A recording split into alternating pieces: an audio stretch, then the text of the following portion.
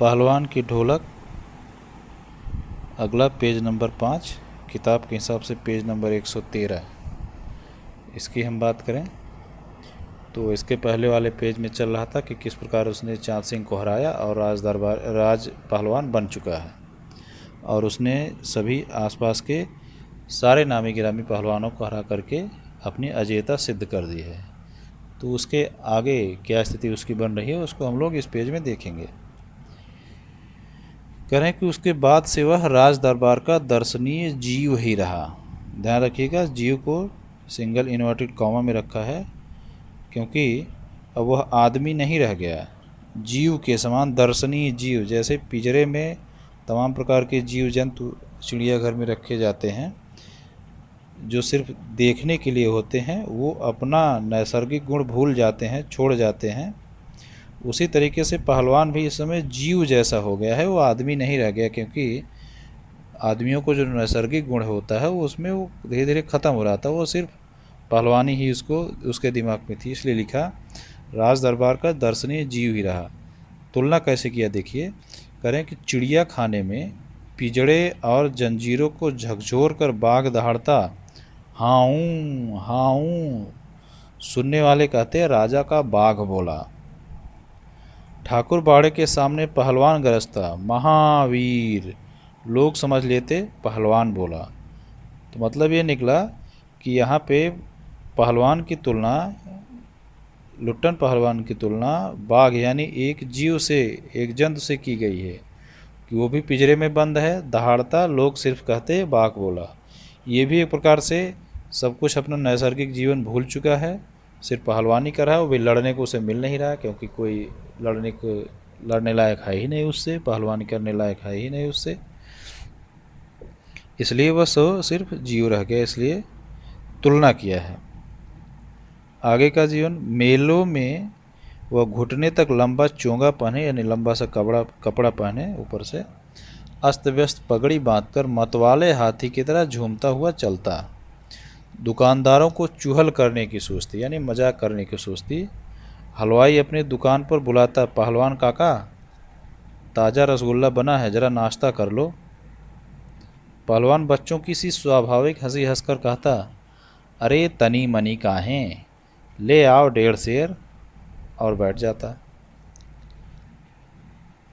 2 सेर रसगुल्ला को उदरस्त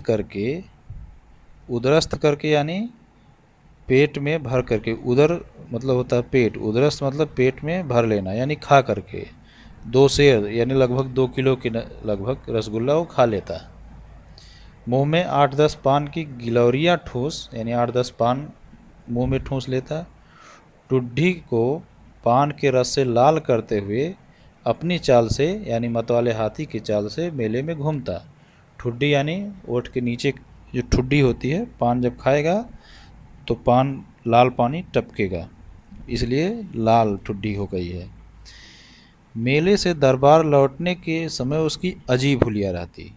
आंखों पर रंगीन अबरख का चश्मा, हाथ में खिलौनों को नचाता और मुंह से पीतल की सीटी बजाता हंसता हुआ वापस आता। ये स्थिति देखिए उसकी, इसीलिए ऊपर जीव शब्द का प्रयोग किया है। आगे लिख रहे हैं कि बल और शरीर की वृद्धि के साथ बुद्धि का परिणाम घटकर बच्चों की बुद्धि के बराबर ही रह गया था उसमें।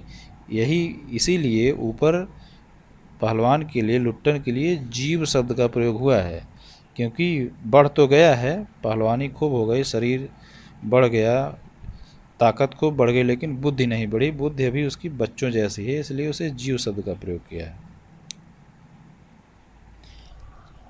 दंगल में ढोल की आवाज़ सुनते ही वह अपने भारी भरकम शरीर का प्रदर्शन करना शुरू कर देता था। उसकी जोड़ी तो मिलती ही नहीं थी। यदि कोई उससे लड़ना भी चाहता तो राजा साहब लुट्टन को आज्ञा ही नहीं देते थे। जैसे लुट्टन को आज्ञा नहीं दिया था चाँद सिंह से लड़ने के लिए, वैसे अब किसी को आज्ञा नहीं देते थे लुट्टन से लड़ने के लिए। इसलिए वह निराश होकर लंगोट लगाकर देह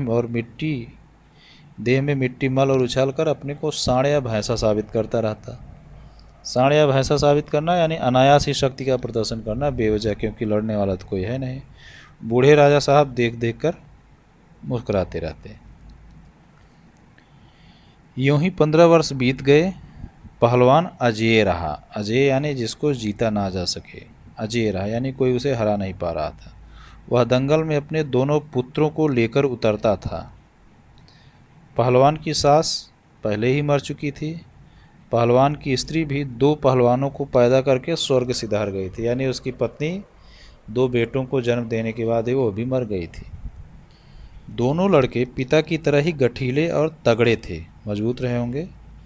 दंगल में दोनों को देखकर लोगों के मुंह से अनायास ही निकल पड़ता, वाह, बाप से भी बढ़कर निकलेंगे ये दोनों बेटे। दोनों ही लड़के राज दरबार के भावी पहलवान घोषित हो चुके थे, अतः दोनों का भरण पोषण दरबार से ही हो रहा था। तो जिसको भी राज पहलवान का दर्जा मिल जाएगा वो दरबार से ही, यानी राजघराने से ही उसको खाने पीने को मिलेगा।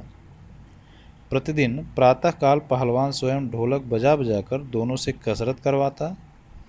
दोपहर में लेटे लेटे दोनों को सांसारिक ज्ञान की शिक्षा भी देता, यानी बच्चों को सिखाता भी सांसारिक जीवन में कैसे आगे व्यवहार करना है, कैसे रहना है, क्या किसके साथ कैसे बातचीत करना है, ये सारी चीज़ें वो बताता भी था। समझा कैसा रहा, देखिए कह रहा है, समझे, ढोलक की आवाज़ पर पूरा ध्यान देना। हाँ, मेरा गुरु कोई पहलवान नहीं, यही ढोल है, समझे। ढोल की आवाज़ के प्रताप से ही मैं पहलवान हुआ। प्रताप यानी प्रभाव। दंगल में उतरकर सबसे पहले ढोलों को प्रणाम करना, समझे। ऐसे ही बहुत सारी बातें वह कहा करता। फिर मालिक को कैसे खुश रखा जाता है, कब कैसा व्यवहार करना चाहिए आदि की शिक्षा वह नित्य दिया करता, यानी हमेशा रोज़ का काम था कि वो बच्चों को अपने कुछ न कुछ सांसारिक ज्ञान की बातें भी बताता। तो इस तरीके से उसका जीवन कट रहा था। और यहाँ ये पेज समाप्त होता है, 5वां पेज। फिर आगे अगले पेज की बातें आगे बताते हैं।